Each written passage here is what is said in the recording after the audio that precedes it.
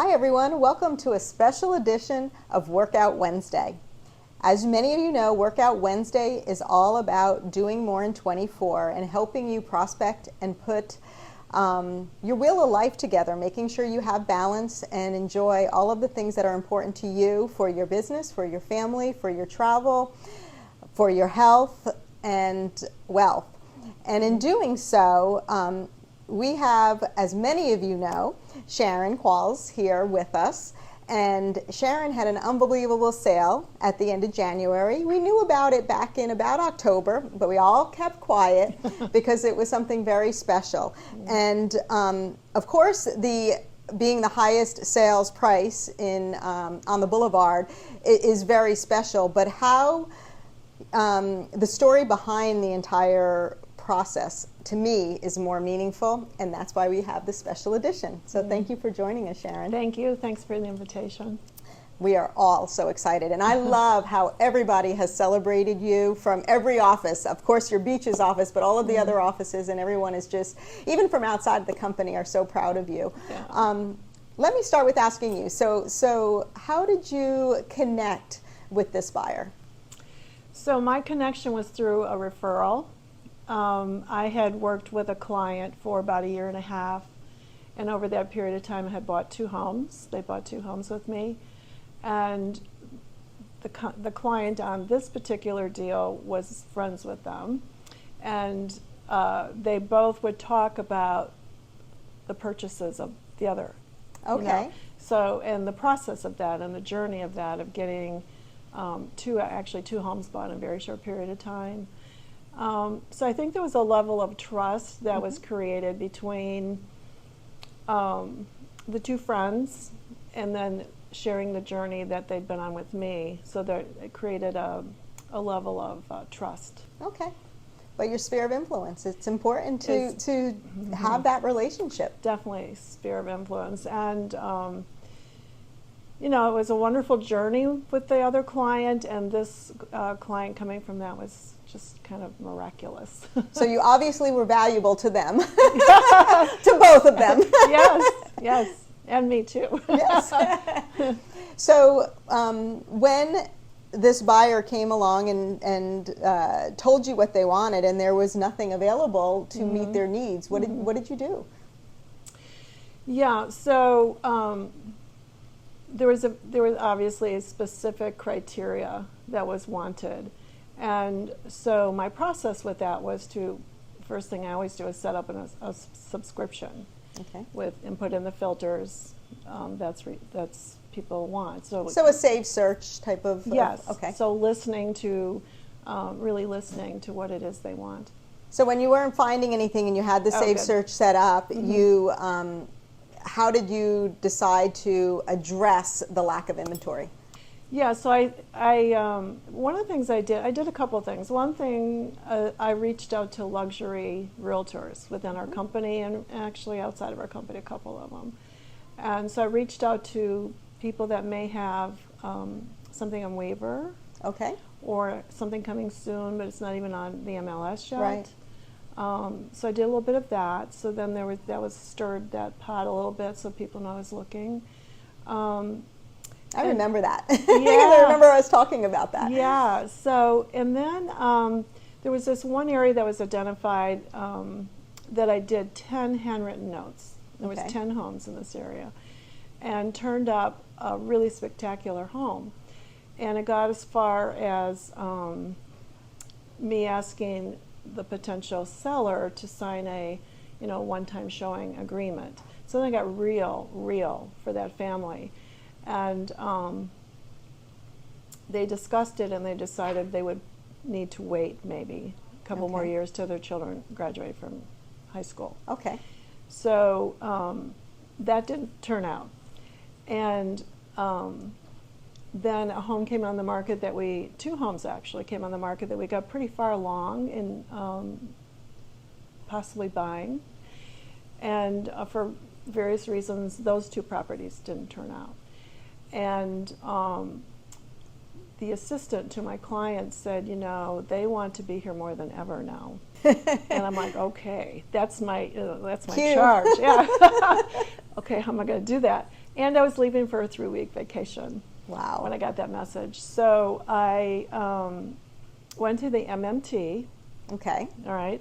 And I pulled up about 100 residences in the area that they wanted to be in. And pulled the ones that were only on the ocean. Okay. That was one of the criterias. And wrote a handwritten note on stationery that I had our marketing department make a couple years ago. A better quality, embossed. And then I had my personal contact and picture on the back side.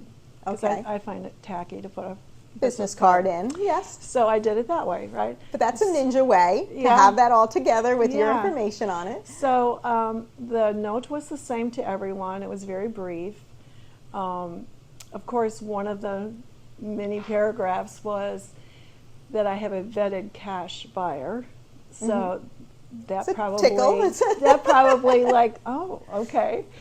And and so I actually got, which I think is pretty good for 90 notes, 5 responses. It's very good. Yeah, one wonderful woman said to me, I've lived in her 80s, she told me her age, I've lived in this home, very, very number of years, and I wouldn't sell it for anything, but thank you for the note, So I thought that was pretty sweet. And then I got 2 or 3 others that didn't fit the criteria. They're more tear down.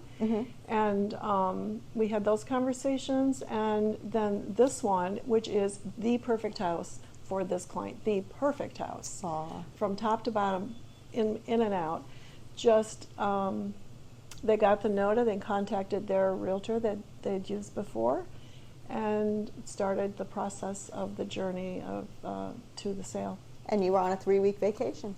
Well, that's where it started. Yes, I was. It was. And that's what it's important, that balance of life. You still went on vacation. Right, ninja, right? Yes. So, to be honest, I did consider not going, but support of colleagues and, my manager, Don, I'd set it up to win for all of us. If let my client know if he wanted to take it any further than just this right now, I've got to set up. I set up an email with everyone's contact information, let them know I was packing my computer and was available, and if it was off hours, because I was in Europe, then this colleague was going to be in the middle there. So I felt like I'd done a good job with that. Like he was supported, I was supported. And because they trusted you, because they saw your past and they knew you, that they felt confident. Yeah. That's great. Yeah, That's great. So you were sharing earlier that you, when you signed with Don Klein in the Atlantic Beach office a few years ago, the very next day was the start of one of our Ninja installations. That's right. And it put you right into Ninja, right into this path. Right. And one of the things that you had said is you wanted to be a luxury leader in real estate. Yes. What I shared was that I left that 3 days and walked up to Don and said, I want to be a luxury realtor. And Don's so awesome. He looked at me and said, well, good for you, And I'm like, that's pretty bold, right? It felt bold for me to say it, Oh, was that Don Tennyson or Don Klein? Don Tennyson. Tennyson, so our Ninja coach. Our Ninja coach, right? And so then I just reviewed it in 2023. We had it again, and Don was there. And so it's about 5 years later. And I walk up to Don. I said, I'm working with this client, and it's really big. It could be a really big deal for me and our company. And we just talked briefly about that. And I don't know, was that May? I think that was May. It was May last, 2023. Yeah. So, I've been working with the client for a while. And patience is one of the virtues that I get. People talk to me about my patience. And so it isn't on my time frame. It's on your time frame. And it's what you want. And I'm not going to send you things that is in no way what you want just to get a sale. It's just not. I'm very customer centric that way. And you're very calm about that approach, just even in your demeanor, and how you speak is calm, which helps them trust you more and have a comfort level with you. Yeah, maybe. And follow up and staying in touch with them. Absolutely. Through the lull of like nothing on the market, because for sometimes it was a month or 2 months, nothing on the market. I would just like tag in, about some aspect of real estate or just something, and then with the subscription, which I so believe in those saved subscriptions, I'm telling you, that's going to them every, however, the frequency they choose, and my name is in front of them. Yes. So there is that connection, even in the lull period. Yes. Yeah. Automatically, so you're not thinking about it, it's just happening. Yeah, right. Well, and it's coming to me because I set it up so that I get them, and so I'm reminded too. But you're not initiating it. You're just seeing it. Yeah. Well, we're so proud of you. Thank you. And it's so nice to have something like Ninja that we can bring to this company and help I agree. people succeed to the level that they want to. Right. And I'm sure this isn't the end. I'm sure we're going to have many more. Well, we got more records to break now. Right, big ones. Is there anything else you wanted to share that I might not have hit on? About the client journey? Any of it. I just think, it's important to be authentic. I have a note to myself to bring that into the conversation, because, and sometimes it's scary to be authentic. There was a point in my journey with this client where I actually wrote him a letter, and it felt a little risky to send it, but it was something I wanted to say, and I do believe it was could have been a turning point in our relationship that kind of solidified it more. I think out of that letter that I sent, and when I hit send, it's one of those things you don't know. What did I do? But I do feel like it sort of solidified that he understood that I understood him. Okay. That he felt gotten by me. And this was prior to even this home coming to us. So it was, just continue the journey. So I think being authentic and being yourself, even when it feels risky or scary, it's a mindset, right? It's like it's a ninja mindset to bring yourself back to yourself and be real with people. And you listened to him, and he heard your feedback from listening to him, made him realize that they understand me. Yeah. And they're listening. Yeah, and I think even, if we just look at ourselves, that's really wanted more and needed. And so anyway, I just wanted to kind of bring that in. And I also wanted to touch on that understanding different personalities, right? We don't all move through life the same. Very differently, matter of fact. And I've studied human behavior, as I said earlier, for decades, actually. So Ninja just fell right in line with my beliefs. And in Ninja, they use DISC as a personality identifier. So I definitely was working with a leader personality, which is not necessarily my style.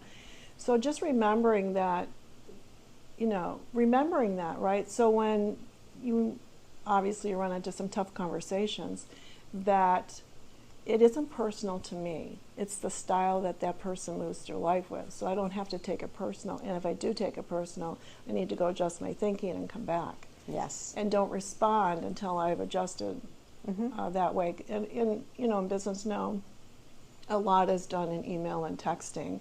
So you do have that pause. You have an opportunity to pause before you respond. Right. And sometimes the way we read it isn't the way they were writing it. It just came off that way because that's their personality, and we have to remember, okay, wait a second, let me read it again. Changing the tone of my voice a little bit, because they might not have written it in the tone that I'm receiving it. Exactly. Yeah, it's really important. Well, that's Ninja, and I grew a lot through Ninja, and I think I've taken it 7 or 8 times now, but it definitely helps with your negotiation on every level, whether it's with a client or with another agent that you're trying to finalize Absolutely. the deal, and to take that emotion out of it, and let's look at the facts, and let's figure out what the best options are, and then take it from there. Yeah. And working with a leader like that, you need to have that mindset. Right, because what a leader wants is information, in my experience anyway. They want information. And I'm more of a touchy-feely. It's just my style, but that's not what that person wanted. So a couple times, I got feedback like, I don't want that. And I'm like, okay. So I adjusted. And it didn't take it personal because it's not personal to me. Right. So yeah. I guess I just wanted to get that out there as well. So if it was someone new coming into the business, even if they were right out of college and getting into real estate, what would be the one thing you recommend they do? Right out of college, getting into real estate. Get a mentor. Okay. Obviously take a class like Ninja, if it's here and it's offered. Have create a group within your company of support. Attend as much as you can. The last month and a half, I haven't been at the business meetings, but I am always there on Tuesday, always. And my life has been a little chaotic, moving and things. So, but next week I'll be there. And so, the training that's offered, we've really upped the training, I noticed, and taken advantage of all that. Just taking advantage of all the tools that are available, and being hungry for that, and not being afraid to ask questions or look stupid, or going on the caravan, just everything. Creating relationships within the companies. You have someone to call on, which I know I've even reached out to Ann past years, but just so you don't feel alone, because when you're a business owner, which I've been all of my life, you can feel alone sometimes. And in this company, I am happy to say that I don't feel that. I feel like I'll just go down the list and call. If it's a weekend and one broker's not available, call another one and do that if I needed to. And I have always felt like I could do that. Good. Well, we want that. We want that. That's what we want to support you all in your business, and I'm glad you feel that way. Thank you. Yes, we've worked many times together on things, and it's been fun. Yeah. Good. Yeah. All right. Well, thank you very much.